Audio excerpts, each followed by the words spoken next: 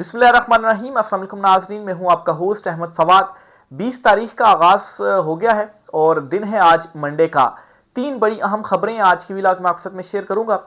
पहली breaking news तो ये है कि सुहेल आफरीदी ने इमरान खान साहब के अहकामात को अमली जामा पहनाना शुरू कर दिया है और केपी असम्बली का इजलास तलब कर लिया है। इजलास का एजेंडा जारी हो गया और इस एजेंडे में जो कुछ रखा गया है इसने इस्लामाबाद में जो परेशानी है वो बढ़ा दी है।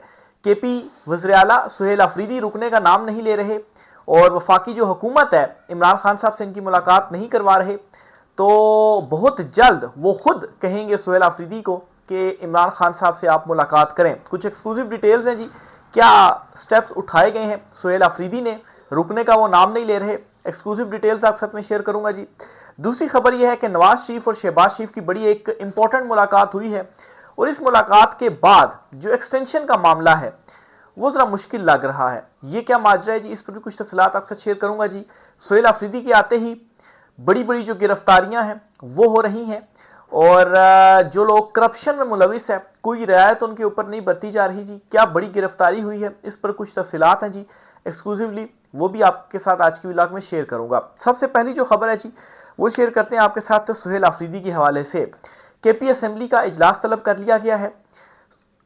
सुहेल आफरीदी और जो स्पीकर कौमी सूबाई असम्बली हैं बाबर सलीम स्वाति, इनकी एक अहम मुलाकात हुई और इस मुलाकात में ये फैसला किया गया जी कि हंगामी तौर पर फौरी तौर पर केपी असम्बली का जो इजलास है वो बुलाया जाएगा और मंडे को ही ये इजलास तलब कर लिया गया है। इस इजलास का जो एजेंडा है वो मैं आपके सामने रखता हूँ जी और इस एजेंडे के बाद वफाक की या इस्लामाबाद में मौजूद कुछ अहम जो हल्के हैं जी उनकी परेशानी में मजीद इजाफा हो गया है। इजलास का जो एजेंडा है जी, इजलास में सूबे में सिक्योरिटी और अमन व अमान की मौजूदा सूरत हाल पर बहस होगी, यानी कि मंडे वाले दिन, आज के दिन, क्योंकि अभी जो है वो मंडे के दिन का आगाज़ हुआ है और रात के टाइम पे मैं ये व्लॉग कर रहा हूँ, तो दरअसल पता आप ये कह लेंगे 8-10 घंटे हैं अभी इजलास में, तो धुआंधार जो तकरीरें हैं जी वो एक तो आपको सुनने को मिलेंगी इस इजलास में और कुछ बड़े जो फैसले हैं जी वो भी होंगे सिक्योरिटी और अमन व अमान के हवाले से। इससे पहले जिरगा 25 अक्टूबर को बुलाया गया है सुहेल आफरीदी की जानिब से, जो अमन जिरगा है कबायली इलाकों में। अलियमिन गंडापुर ने भी जिरगा बुलाया था लेकिन उन्होंने मामलात को कूल डाउन किया, उसके बाद जो वहां पर चीज़ें तय हुई थी उनके ऊपर इंप्लीमेंट नहीं किया गया। तो सुहेल आफरीदी का ये मामला नहीं है, वो तो खैर है ही उसी एरिया से ही, तो उन्होंने भी जिरगा बुला लिया है 25 को और जिरगे से पहले ये इजलास बुलाया गया है और इस इजलास में सिक्योरिटी और अमन व अमान की मौजूदा सूरत हाल के हवाले से एक तो बहस होगी, फिर इसके अलावा जी केपी के मुख्तलिफ अजला में जो हालिया सैलाब आया इसकी वजह से तबाहकारी और बहाली पर भी बहस होगी कि अभी तक जो ये तबाहकारियाँ हुई हैं इनमें बहाली के जो इकदाम किए गए किस लेवल तक इस वक्त पहुँच गए हैं। और दूसरा ये जो सिक्योरिटी और अमन व अमान वाला मामला है ना जी, ऑपरेशन रोकने के हवाले से और दीगर चीज़ों के हवाले से और जिरगे के हवाले से, इसमें ये चीज़ें भी डिस्कस जो है वो की जाएंगी और अभी तक काबीना बनी नहीं है। सुहेल आफरीदी ने अभी तक अपनी कैबिनेट अनाउंस नहीं की और उससे पहले ये बड़ा जो इकदाम है जी अपने इख्तियारात का इस्तेमाल करते हुए उनकी जानिब से उठाया गया है और एक तो काबीना उन्होंने जो अनाउंस नहीं की और दूसरा ये इजलास अब होने जा रहा है। इन दोनों चीज़ों ने परेशानी जो है वो मजीद बढ़ा दी है। वहाँ से कोशिश ये की गई जी कि सुहेल आफरीदी को पीछे लगाया जाए कि भाई आप दरखास्तें दें, इधर अदालतों में डाला जाए, अपने पीछे लगाया जाए कि भाई आप मुलाकात के लिए आप आएँ और फिर आपको थोड़ा सा भी कंप्रोमाइज़ करवा के मुलाकात जो है वो करवा दी जाए। लेकिन उन्होंने डिफरेंट अप्रोच अपनाई। उन्होंने एक तरफ कानूनी महाज के ऊपर अपनी टीम को एक्टिव कर दिया जी कि आप दरखास्तें दें और सारी चीज़ें आप करें, दूसरी तरफ उन्होंने एहतजाज, जिरगा, इजलास, इन इकदाम के ऊपर जो है वो उन्होंने उठाना जो है वो शुरू कर दिए हैं। दूसरे नंबर पर जी एक और जो खबर आपके साथ शेयर करनी है वो है जी केपी के से ही और नैब केपी के ने कैसर इकबाल को गिरफ्तार किया है जी। ये जी एक बहुत बड़ा स्कैंडल था करप्शन का जिसमें ये कैसर इकबाल जो है इनकी गिरफ्तारी की गई है और ये नैब केपी की जानिब से की गई है। अब सुहेल आफरीदी के वज़ीर आला बनने के बाद ही ये बड़ी गिरफ्तारी हुई है। ये खबर आपको बताता हूँ जी, नैब केपी ने कैसर इकबाल को गिरफ्तार कर लिया है जो पाकिस्तान के सबसे बड़े मालियाती स्कैंडल्स में से एक का मुबैना मास्टर माइंड बताया जा रहा है। कैसर जो इब्तदा में मवासलात व तामीरात महकमे में क्लर्क था और बाद में हेड क्लर्क के ओहदे पर फाइज हुआ पर इल्ज़ाम है कि इसने जाली बिल्स और चेक तैयार करके सरकारी फंड्स में खुर्द-बुर्द की। नैब ने कार्रवाई के दौरान सोना, गैर मुल्की करेंसी, लग्जरी गाड़ियां और अरबों रुपए मालियत की जायदाद के कागजात बरामद कर लिए।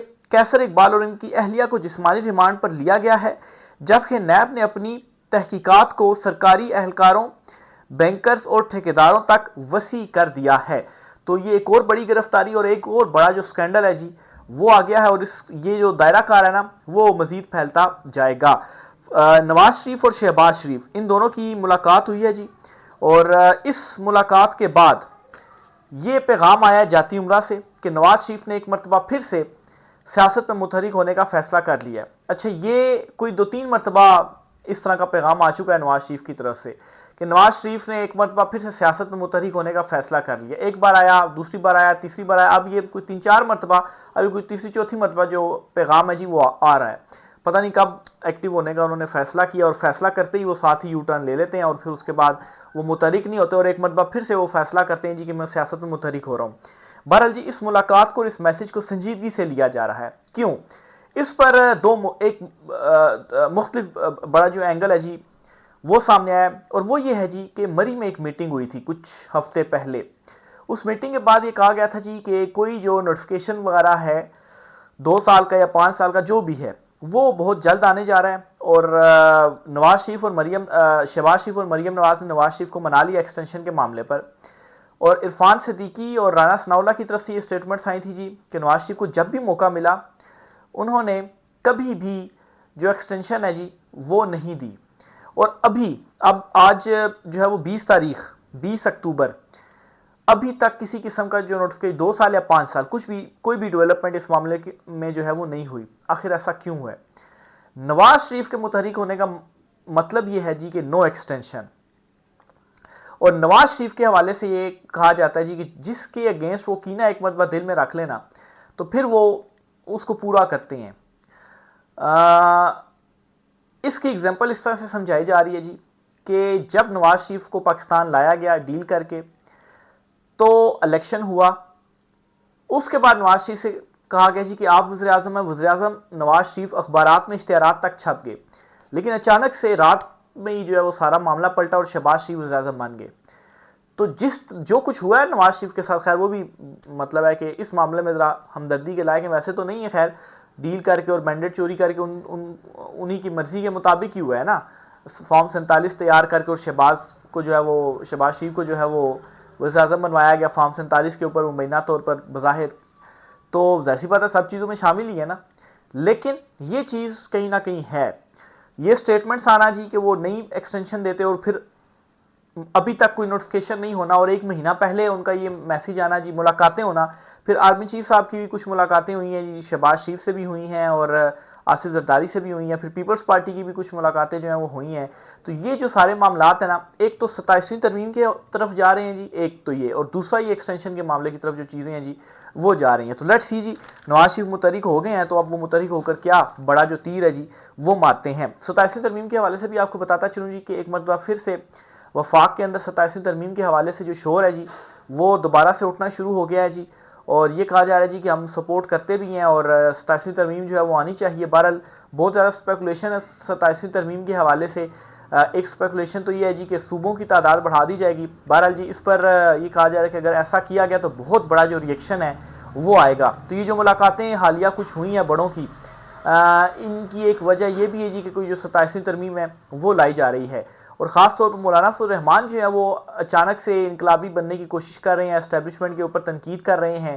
तो वो भी चाहते हैं कि इस बहती गंगा में वो भी हाथ धोएं और उनके हिस्से में भी कुछ जो है वो आए। तो इस वजह से मौलाना साहब ज़रा थोड़े बोलने शुरू हो गए हैं, उनकी जमात।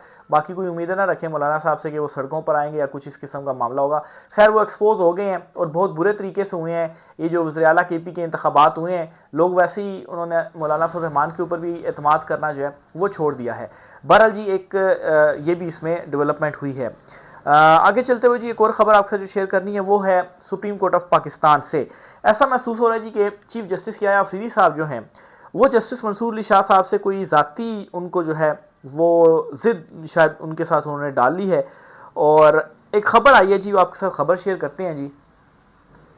सुप्रीम कोर्ट जुडिशल कौंसिल की अक्सरियत ने चीफ जस्टिस याह्या अफरीदी की तजवीज़ करदा जजिस कोड ऑफ कंडक्ट में तरमीम मंजूर करते हुए आला अदालतों के जज साहबान को किसी भी समाजी, सकाफती, सियासी या सफारती तकरीब की सदारत करने या इसमें शिरकत करने से गुरेज करने का कहा है और पाबंद किया है कि अगर कोई जज किसी गैर मुल्की या बैनुल अक़वामी इदारे से किसी कॉन्फ्रेंस या इजलास में शिरकत की दावत खुद तलब करे तो यह मिसकंडक्ट तस्वुर किया जाएगा, और अगर किसी जज को ज़ाती हैसियत में ऐसी दावत मौसूल हो तो वो दावत देने वाले को आगाह करेगा कि ये दावत मुतलका चीफ जस्टिस के ज़रिए भेजी जाए। तो अब हालिया दिनों में क्या हुआ है, जस्टिस मंसूर अली शाह साहब जो हैं उन्होंने कुछ तकारीब से खिताब किया है, जस्टिस अतर मिल्ला साहब ने किया है। तो ये अमेंडमेंट जो है वो सुप्रीम जुडिशल कौंसिल जो ये हुआ है इजलास वगैरह, अक्सरियत ने इस तजवीज़ को जो है वो मंजूर कर लिया है कि अगर कोई किसी को कहेगा जी कि मुझे तकरीब में आप दावत दें तो मिसकंडक्ट होगा। अगर किसी ने दावत देनी है ना तो चीफ जस्टिस के ज़रिए जो है वो देगा और फिर उसके बाद वो फैसला करेंगे, इसी तरह से जो है वो कुछ होगा।